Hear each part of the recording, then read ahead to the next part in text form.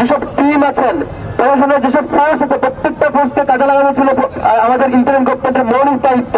এবং ইন্টারিম গভর্নমেন্টের দায়িত্ব ছিল কোনো একটা জায়গায় যদি প্রশাসনের সেই লোকেরা ব্যর্থ হয়, তাহলে সেখান থেকে জবাবদিহিতার আওতায় নিয়ে আসা, তাদেরকে সবুজ করা, প্রয়োজন চাকরিকে বরখাস্ত করা, প্রয়োজন নতুন করে এই ফোর্সগুলোকে নতুন করে লোক নিয়োগ করা, তবু সেটা রিফর্ম করা শুরু হচ্ছিল। আমরা 1 বছর পার হয়ে গেছে, এখনো গভর্নমেন্টকে সেই আমরা দেখতে পাই না কার্যকরী অবস্থান নিতে।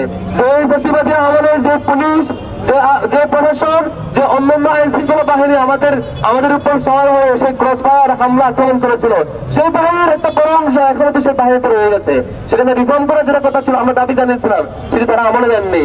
আজকে তারা তাদের দায়িত্বের গাফলতির কারণে প্রত্যেকটা জায়গায় যে বিশৃঙ্খলা হচ্ছে, সন্ত্রাসী কার্যক্রম হচ্ছে, যেখানে পুরো জাতি, সকল শিক্ষার্থী, সকল বয়সের মানুষ আওয়ামী লীগের সন্ত্রাসী কার্যক্রমের সরাসরি বিপরীত অবস্থান নিয়েছে, সেখানে গভর্নমেন্টের ফোর্স যে ব্যর্থ হচ্ছে, তারা দায়ী সারা বক্তব্য দিয়ে পার পাওয়ার চেষ্টা করছে।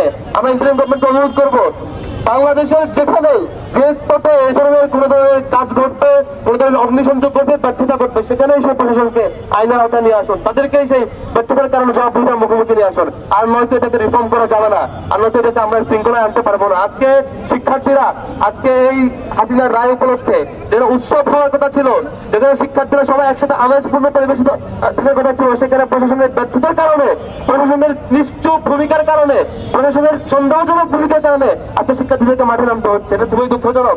তবে হ্যাঁ, যারা মাঠে নামার চেষ্টা করছে তাদের ব্যাপারে আমার একটা অবজারভেশন, সেটা হলো যে পার্টির টপ টু বটম সবাই পালাতে বাধ্য হয়, যে পার্টির বিরুদ্ধে স্কুলের শিক্ষার্থীরা তার ইউনিফর্ম নিয়ে স্কুল থেকে ক্লাস টাইমে বের হয়ে প্রতিবাদ জানিয়েছে, যে পার্টি রুলের বিরুদ্ধে সারা দেশের সকল মানুষ রক্ত দিয়ে জীবন দিয়ে ভূমিকা রেখেছে, কিভাবে তাদের সেই কিভাবে তাদের সেই সাহস হয়, কিভাবে তাদের সেই চেতনাবোধ আবার জাগ্রত হওয়ার সুযোগ পায়, তারা রাস্তায় নামতে চায় আমাদের বিরুদ্ধে।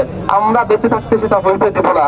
আমরা সারা দেশের ডাকসু থেকে শুরু করে চাকসু এবং সারা দেশের সকল ক্যাম্পাসের শিক্ষার্থীরা এই সন্ত্রাসী আওয়ামী লীগের বিরুদ্ধে আমাদের অবস্থান সবসময় থাকবে এবং একদম সেই সন্ত্রাসী বাহিনী নির্মূল হওয়া পর্যন্ত আমাদের অবস্থান জারি থাকবে। তোমাকে ধন্যবাদ জানাচ্ছি।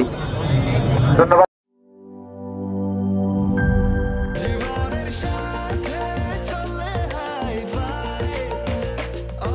স্বাস্থ্যকর অল টাইম, সব সময় অল টাইম হেলদি লাইফ।